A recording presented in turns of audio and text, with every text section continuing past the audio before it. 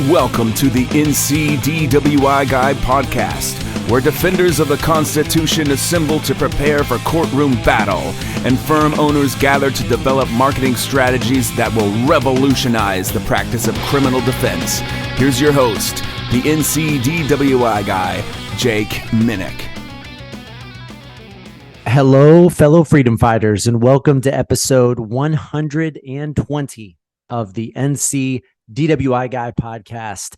On today's episode, we are talking about keys to district court success. We spend most of our time as criminal defense lawyers in North Carolina running around the halls and courtrooms of district court. So, practical tips you can immediately implement to make yourself more successful in district court. Now, I gave 10 tips or 10 keys to district court success back on episode 7. So I'm not going to revisit those. I'm going to give you 10 more tips to district court success. But if you haven't listened to episode 7, go back and check out that episode because you're going to get 10 more tips to success. These episodes, I would say, are geared more towards lawyers that have been in practice for less than 5 years, but I think that they are good refreshers for everybody. And I think that there are some nuances that someone that's even been practicing 15, 20 plus years in the courtroom is going to take away some of these as good practices to follow. So before I dive in to the tips of today's episode, I wanted to share a story from my life this past week that I hope will help us put our practice in perspective, put our ability to help people in perspective, and the great service that we get to do and the love for what we do in perspective. So I was at a minor league baseball game this past week. Our Asheville tourists were playing the Aberdeen Ironbirds. Took our youth group to the tourist game. It was great hanging out with the other parents. Our priest was there, hanging out with the kids that are in the youth group. So it was a great time being able to do that. Minor league games are so much fun. It's so entertaining, and the weather was great. Despite being July, it was overcast, nice breeze, just perfect baseball atmosphere, great conversation, fun. It was just a fun time.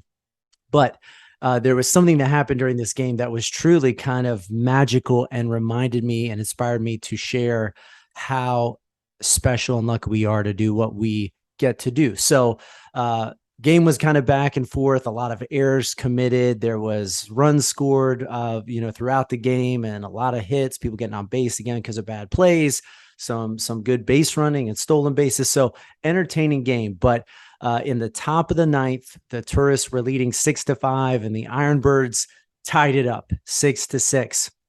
Tied it up. Didn't get the winning go-ahead run, so 6-6. Going in the bottom of the ninth, we need that last run to win the game. So just like had played out a lot earlier in the game, another error is committed by the Ironbirds. I think our leadoff guy gets on base. He steals a base, ultimately gets over into third base. There's only one out, so he's in scoring position. If we can just hit the ball into the outfield, tag up and get to come home. So up steps number 22, Kennedy Corona. Great name to be on the NCDWI Guy podcast, Kennedy Corona. But Kennedy Corona steps into the plate or steps into the box, and a couple of pitches go by, and then he dings one into left field, and it's sailing. It's far enough back that the third base runner, he was standing on third, ready to tag up and head home. He would have been safe. It was hit far enough back. But the outfielder is running for it, and he just misses it with his outstretched arm. It goes over the outfielder's hand, and Kennedy Corona gave me what was probably one of the best sports moments in my life. So this is a meaningless minor league game. This is high A baseball. I think that's what they call it, high single A baseball. The tourists, I think, have a decent but not great record this year. Probably a lot of the top prospects, if any, that were there earlier in the season have moved on into AA, AAA, have started to kind of move up through that progression. So you're kind of like, filling out this remaining time of the season. It's July, it's hot. They've already played a bunch of games. Again, from all outside perspective, this was a meaningless game. Again, minor league baseball is fun because of the atmosphere. The game is kind of like on in the background. There's people sometimes that don't even step into the stadium. Fans are talking, just a great time. But nobody, I think, is treating this like some important game. Kennedy Corona, number 22, ran around those bases, hands in the air, jumping up and down. You would have thought this was Game 7 of the World Series. The tourists bench clears. They meet Kennedy Corona at first base. They are all jumping up and down. He is headed to second. Again, the game's over at this point. Like, the third base runner has tagged home and is now like joining into the madness that is this walk-off celebration. He rounds second and is like headed to third, still like jumping up and down and just like so exuberant about this play. And it was one of the most beautiful things that I have ever seen in sports. These minor league baseball players, high A baseball players, they're not making, they're making peanuts to play baseball. This is like a second job. Again, I think they are hoping to use this as an opportunity to springboard the career and move up, but it's hard work. They've got a long road ahead of them. It's night after night. This is something that is not paying well. And clearly Kennedy Corona was still playing the game for the love of the game. He was in it. And I think, if Kennedy Corona had a different mindset going into that, hit the walk-off hit, gone back to the dugout, pumped his fist one time and slapped a couple hands. It's like, all right, on to the next game. Nobody would have faulted him for that or thought that was unusual, but this was a magical moment for this kid. And it was so wild to see that, because it just reminds us that if we are doing what we love to do, then we should be feeling like Kennedy Corona on a regular basis. We should have that attitude of, God, I am blessed, really, truly blessed to be doing what I am able to do day in, day out in district court. So as we talk about these district court practices, adopt a mindset, first of all, of Kennedy Corona. Come into the office every day, not, this begrudging, oh my gosh, I got to go do this again. I have to go talk with clients. I got to put out fires. I got to go in front of this difficult judge that I have to be in front of today. Oh no, this DA that's in the courtroom is going to give me a hard time. Oh my gosh, my schedule is slammed and my workload is crazy and the files are piling up on my desk. We can have the same exact office that we walk into, the same exact courtroom that we walk into, with the mindset of Kennedy Corona and say, dang, this is a day that I get to walk in here and help people. And when you win a case, when you win a trial, when you help somebody get their license back, adopt the Kennedy Corona mindset. Don't miss out on that opportunity to celebrate good times and to really memorialize that moment and really be in it, passionate about it, really grateful for that gift of what you get to do, the practice that you get to live, the life that is being a lawyer. We are super lucky. I mean, we're super blessed to be doing this. And if you don't feel that way, then it might be time to consider doing something different, because there's no point in being miserable. The law and the cases and the difficult things that we have to deal with, that's hard enough. But we are really lucky that we get to help people that are in extremely challenging situations. We have very rewarding work that is meaningful to people's lives, and adopt the Kennedy Corona mindset is all I can say. I just wanted to share that. That guy loved what he does.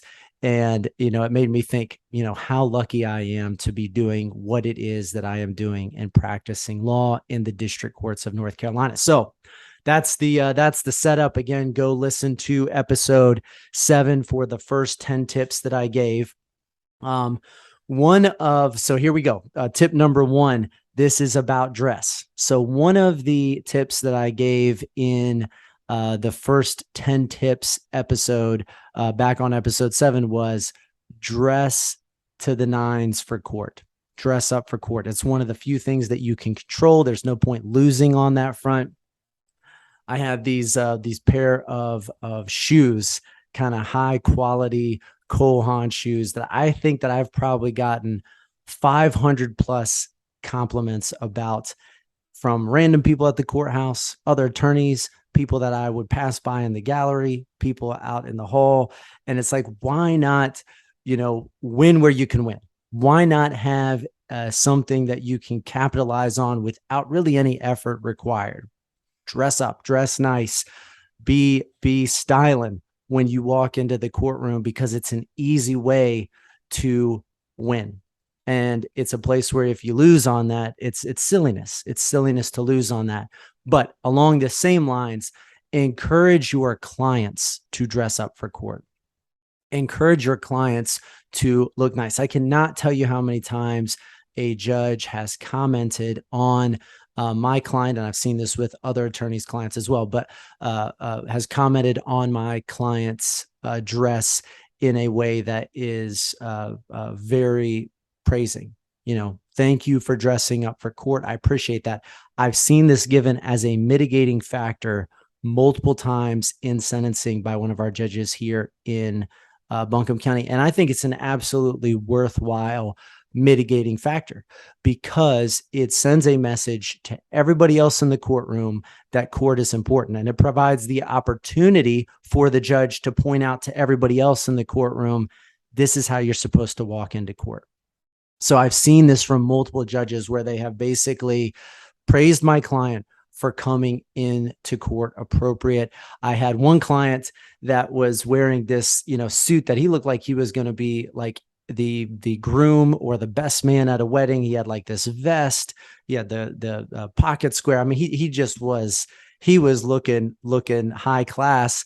And the judge kind of joked like, Attorney Make, I don't know if you are the lawyer or if Mr. Jones, I'm just going to make up his name, Mr. Jones is the lawyer here, but just want to say that your client has dressed well for court. So easy way to win with your client. If there's something that they ask, what else can I do? Clients often ask, what do I need to do to prepare for court? Dress up. Dress in your nicest clothes, whatever that might be, whether that's a suit, a polo shirt, whatever it is. I typically don't tell people to go buy a suit for court, because I just think that if you're never going to wear that suit again, it's not worth spending that much money to come into court. But dress the nicest that you possibly can. Put on your Sunday best, whatever that means in the particular circumstance. So tip number 1, have your client dress up for court. Tip number 2, never waste time sitting in court. And I'm going to say specifically, bounce your case off of another lawyer.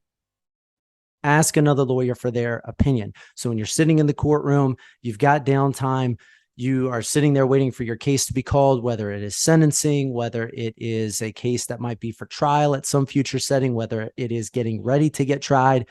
You got some of the smartest people in North Carolina sitting around you up in that front of the courtroom section. Ask another attorney what they think about your case. If you don't have anything interesting going on, ask another attorney, hey, what do you got going on? When they tell you, see if you can provide some sort of advice or a piece of experience that you've had in the past that can help that other attorney try their case better, perform better in sentencing, give them a practice tip. This is how we get better as a firm. It's how we get better individually, but also how we get better as a firm. So don't be too embarrassed to ask for somebody else's opinion. Certainly just don't waste that opportunity. If you're sitting there playing whatever the game is on your phone, I'm going to say something that's going to way too much age me, because I don't play games on the phone. So I'm not even going to say a game. If you're sitting there playing a game or looking on the internet or scrolling Facebook, stop, put the phone down for a minute, take the case that you have in your hand, look at the lawyer next to you and say, hey, I just wanted to kind of bounce this off of you. Here's what's going on. Here's the facts. What do you think about this? So you think this is a likely outcome in terms of sentencing? Get somebody else's opinion. Don't waste that opportunity.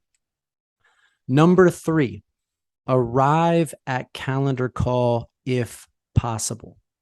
Arrive by calendar call if possible. And I would say best practice is to arrive early. So if you want to make the most of your cases, you want to deal with them before calendar call if possible. Get in, talk to the DA when the DA has time to talk. If you catch the DA before a calendar call, a lot of times they can talk to you.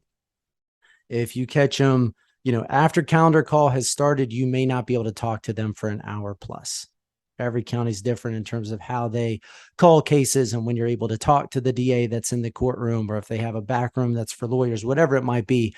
But get your case figured out as early in the day as possible, because that is going to minimize the amount of time that you have in court. If you can deal with the case during calendar call, if you've got a case that needs to get continued, know that, go in, talk to the DA when the case is called at calendar, have your client come up, be ready to go. Because if it just gets held open, if you're just sitting there waiting for your case to get called, you're wasting precious hours of the day in court. Get there early, talk to the DA when they have free time to listen to you about their case, not when they have 100 cases to deal with, people in the gallery that want to talk to them, officers that they need to bounce cases off of, victims that are lined up.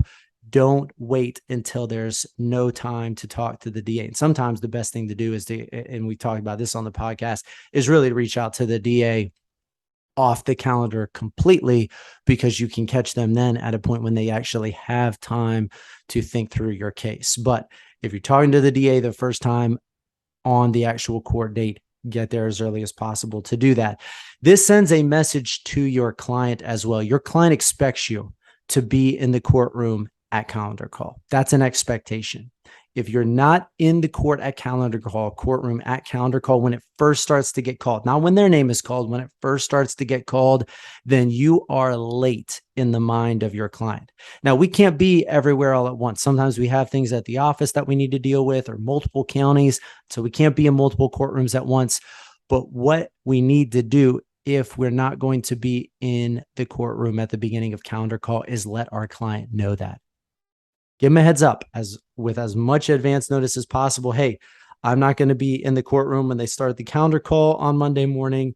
I should be there around 10:30. When your name's called, stand up, say my name. You'll be able to sit back down. Give them instructions, because I'm telling you, as simple as it is to just stand up and say your name at calendar call, if you're not there and they haven't talked to you about it, panic mode about whether or not you're going to arrive, whether they're going to be asked a question that they don't know the answer to. So you give your client a ton of mental freedom. You relieve the anxiety of your client in a massive way if you're there when the calendar is called and say, Mr. Jones is present. I represent him. This matter is for trial. If we could please hold it open. Number 4, always present case law.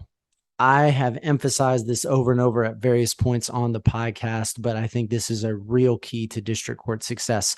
Always present a statute or a case law, something that the judge can hold on to make their decision about. And furthermore, don't assume that because you presented a case to the judge that is sitting in the past, that you do not need to represent that case. You need to present the case each and every time the issue comes up. It looks good from your client's perspective because it looks like you're prepared, you have law in hand, you're presenting it to the judge. But there have been plenty of judges that have told me, look, just because I've read a case, 2 years ago doesn't mean that I remember that case now. There is something very different about a lawyer that is constantly approaching the bench with case law and with statutes. You become, in the eyes of everybody in the courtroom, people that are sitting in the gallery, the DA, officers, the clerk, the bailiff, certainly the judge, you become an expert on the issue that you're presenting case law regarding. over and over and over again as you educate the court, present something to the DA, you become an authority on that point. So don't just talk about a case. Don't just speak about the holding of a case. Give the case, give the statute to the judge to read each and every time. Don't lose out on that opportunity. Number 5, walk your client where they need to be. Be a handholder in the courthouse.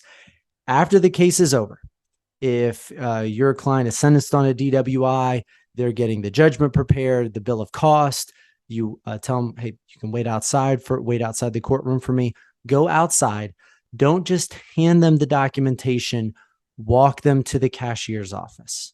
Take them to the cashier's window. Tell them this is where you pay. Then once they've paid, tell them here's where community service is. Walk them down the hall to where community service is. Being a handholder in this situation, again, massive anxiety relief on the client's end. This is a real opportunity to kind of deliver high-level service at very little time cost and certainly no mental cost. I mean, basically, it's literally just walking the person around where they need to be. But it is a huge service to the client because they are overwhelmed by the courthouse. They are worried about making any minor mistake that would then cause them to have to go back in the courtroom. So if you say, here's the next step, all of that anxiety has gone away. It's just like, okay, I just got to keep walking through these motions. Be a great handholder when it comes to where your client is going in the courthouse and any instructions that they need to do. If they have to take a limited privilege that is signed at sentencing up to the criminal clerk's office, help them do that. Make sure that they know where they are going. Number 6, talk to the officer before the court date. This is a huge one. This is one where there's a lot of wasted opportunity, whether it is a probation officer on a probation case, a police officer on a DWI. Same mentality applies to witnesses that might be in the courtroom on a trial. Talk to the officer before the court date. If you see an officer that's there on your case, whether your case is for trial or sentencing, ask them to step out of the courtroom with you so you're not bothering anybody in the courtroom or talking too loud. Ask them to step outside and say, hey, tell me what's going on. Tell me what you saw. Tell me the clues that you saw on this test. Was my client polite and cooperative with you? Right? All of these questions need to get asked, not for the first time when the officer is standing up during a sentencing hearing or taking the stand during a trial. They need to be asked ahead of time. You need to know what the officer is going to say, good or bad. I see a lot of criminal defense attorneys waste this opportunity. They might think, I already got the DWIR. Maybe I got the video, whatever it might be. I know what the officer is going to do and say, I don't need to talk to the officer. Don't waste that opportunity to talk with the officer. Talk to the officer when they're in the courtroom. With probation cases, even more important because the probation officer is absolutely the one calling the shots for the most part on a probation violation case. Don't waste that opportunity to talk to the probation officer and get a sense of what they're going to recommend, how your client's been doing on probation, whatever it might be. Talk to them before you even talk to the DA so that you can kind of get a sense of where things are on the case. Number 7, and this might sound simple. So again, maybe this is just a good refresher reminder. Be pleasant to work with. The reason why these district court practices are so important is that if you execute these things well, you will have a much better practice, a much better law firm than if you ignore these things or if you don't follow through. Most of the items in episode 7 and in today's episode are extremely easy to implement, but I'm telling you, they are game-changing if you implement all of them. Being pleasant to deal with means that the DA wants to talk with you maybe more than somebody else in the courtroom. It means that the clerk might help you a little bit further along, as opposed to just basically throwing paperwork at you or putting you at the bottom of the pile. Be a pleasant person to deal with to everybody in the courtroom.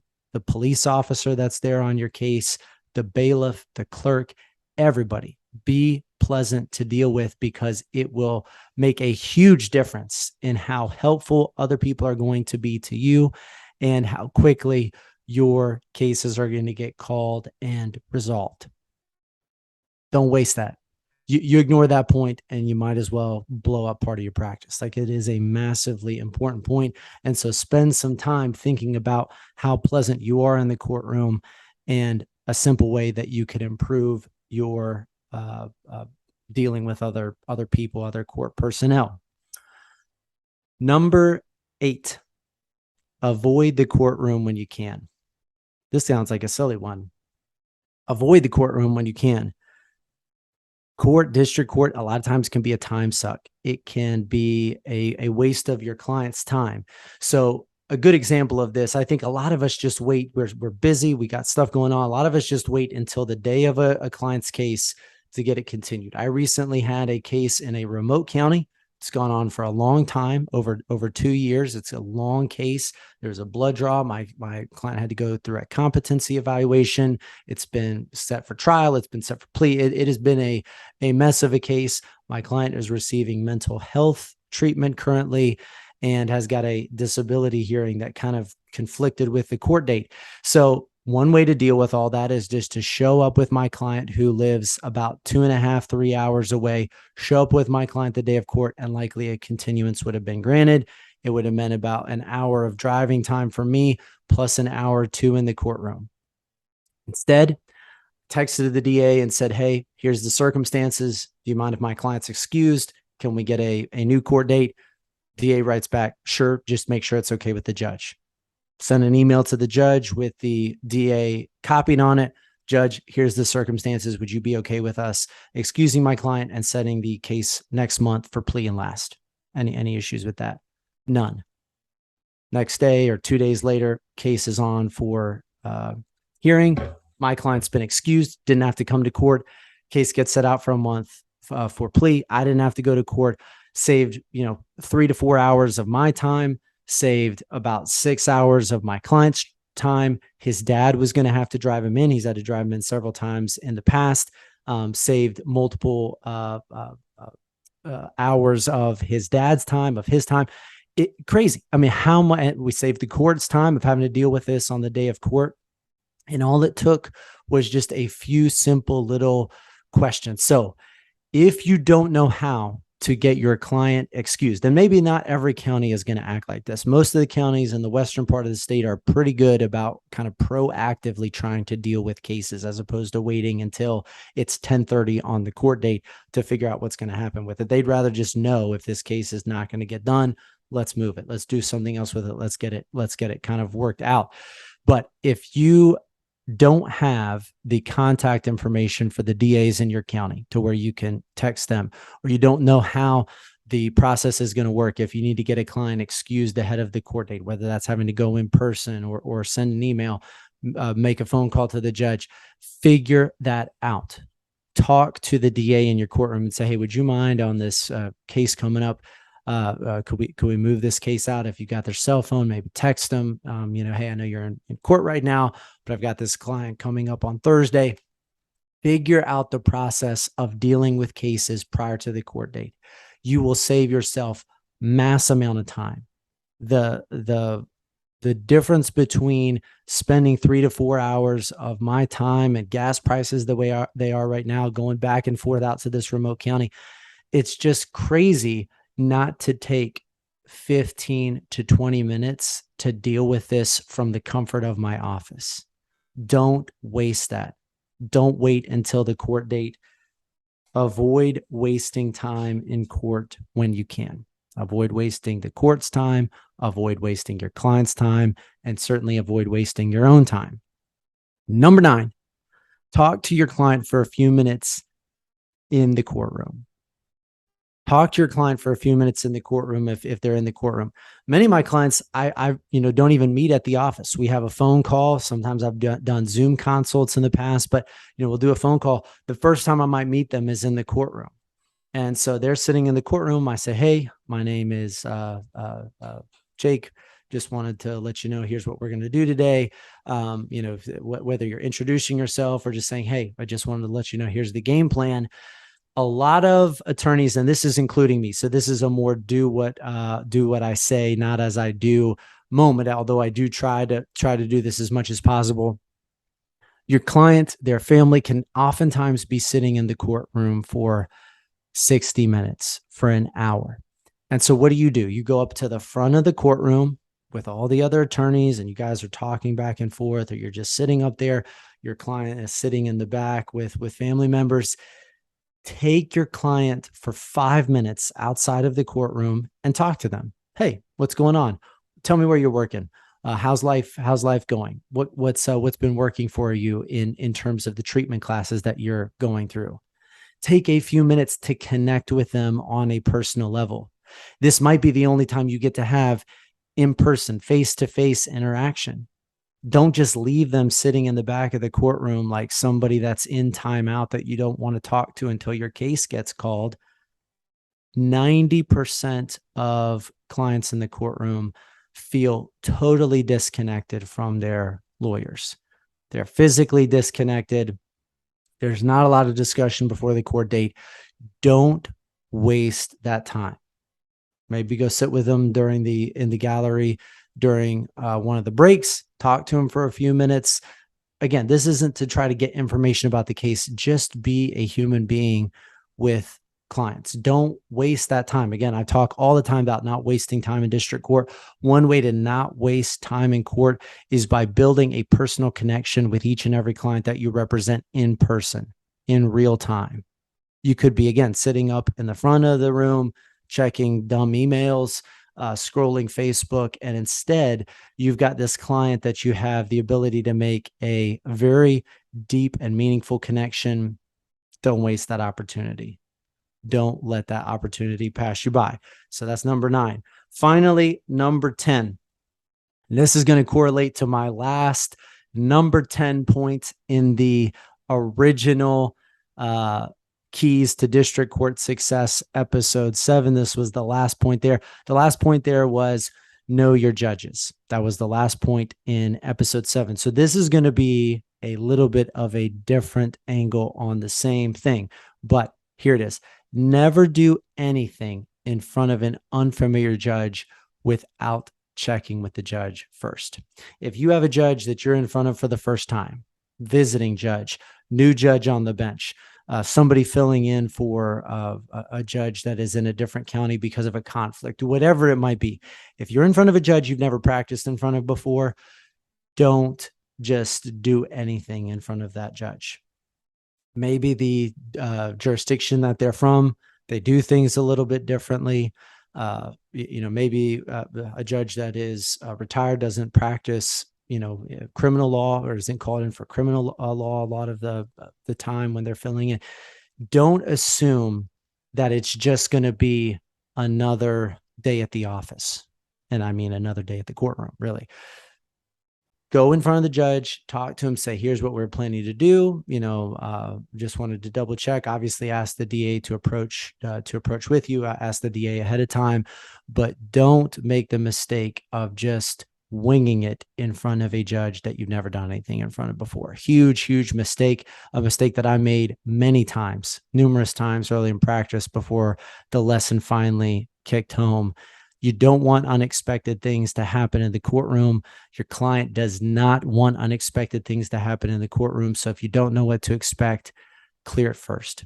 Ask to approach the judge and see if you can present the situation, what you're hoping the resolution will be, and see if they'll give you some feedback on that before you attempt to do anything in front of that particular judge. So those are the keys to district court success. Go back and listen to the original set on episode 7.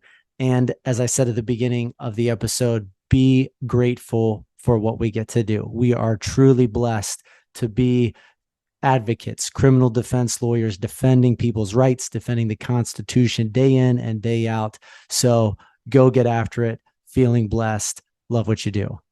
If you found the information in this podcast to be valuable, I simply ask that you pay it forward and share this podcast with another member of the legal community. Also, if you would leave us a rating or a review on whatever platform you are listening on, I would greatly appreciate it.